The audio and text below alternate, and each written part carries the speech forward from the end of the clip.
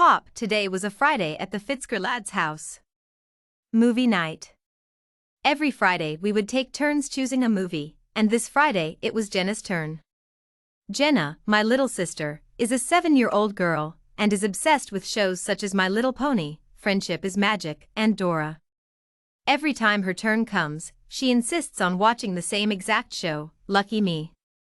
We were getting ready to start the movie. Ma was popping popcorn in the microwave cubicle device, while Pa was setting up the intergalactic disc on the screen. We all huddled together on the large electronic folding sofa, ready to begin the film. My Little Pony, My Little Pony. I rolled my eyes at the scene and immediately grabbed my new iPhone 50 to text my friends, yet right as I tried to open the app it didn't work. Strange, everything in Greenville had been corrected a decade ago, any error was very unlikely. I thought that something had gone wrong with the signals, and thought nothing of it. I resumed watching the show. A while later I happened to see Pa, who had gotten a text from work, and had gone to check it out. Strange, I thought again. How come Pa had been able to receive a text message if our devices ran on the same signal? I glanced over at my phone again, it still wasn't functioning properly.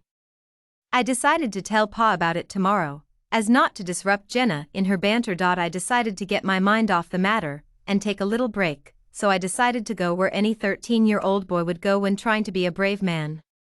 I need to go use the restroom, I said as I rushed off to the bathroom, leaving my mother and father staring after me in confusion while Jenna, who has gotten deep into the plot of the cartoon, didn't even notice. I'll go check on him, my mother said as she got up from the couch. Earlier that day at the Communications Technology Factory everything is going as planned, but are you sure we should increase production? The machinery is stressed as it already is, I don't think adding extra pressure will help, said Mr. Reese, a dark, tall 48-year-old man who works as an assistant at the communication tech company. Oh nonsense. If we mass-produce this new technology we would be helping so many people, wouldn't we? This technology is special, stated Ms. Kears. She is a young beautiful woman, fair-skinned with little blonde curls, and a sweet innocent face. She is extremely persuasive and keeps her motives hidden behind a friendly facade. She is the one in charge of the company. But started Mr. Reese. No, I will hear no more of this matter. Start the machinery, shrieked Ms. Kears, who obviously wasn't going to allow Mr. Reese a chance to persuade her. In the end Mr. Reese reluctantly agreed. As you wish, he muttered. At once the machinery began to progress, speeding up the production. Mr. Reese stared in awe, in shock by the quick machinery, while Ms. Kears grinned a malicious smile. Buzz. Bang. Sizzle, the factory had gone up in flames. I shut the bathroom door, locking it and making it secure as possible. I went to the sink, washing my face with clean water.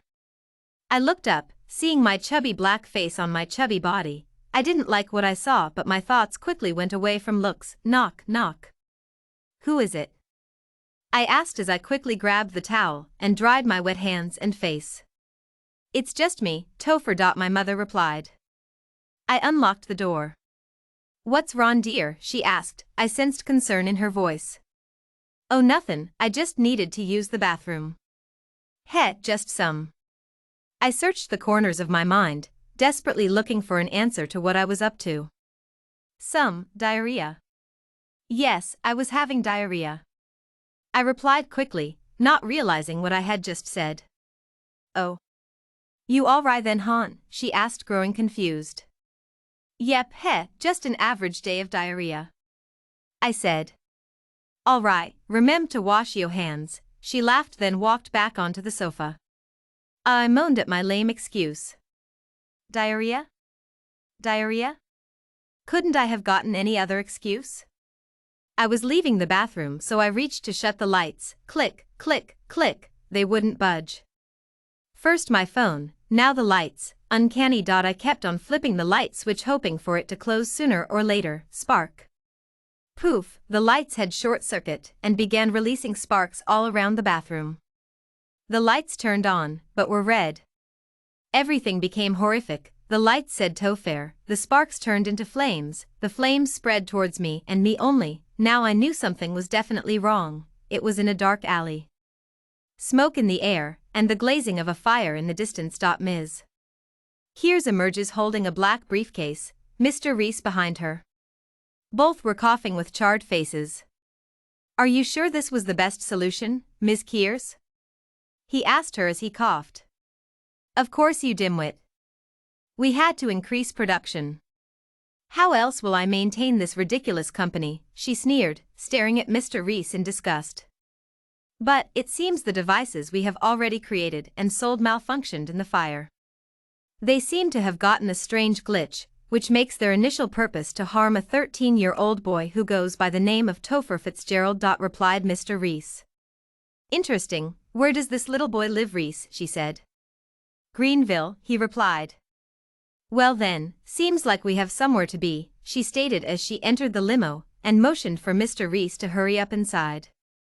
Mr. Reese quickly got inside the limo, ready for the mission ahead.